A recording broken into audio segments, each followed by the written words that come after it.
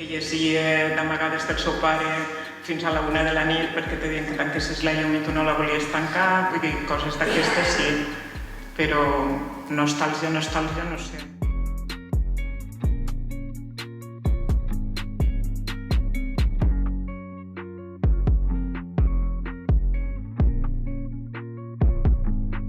De Rebeca. Llavors va haver molta gent que el va comprar i el va llegir i penso que la gent que l'ha llegit li agrada.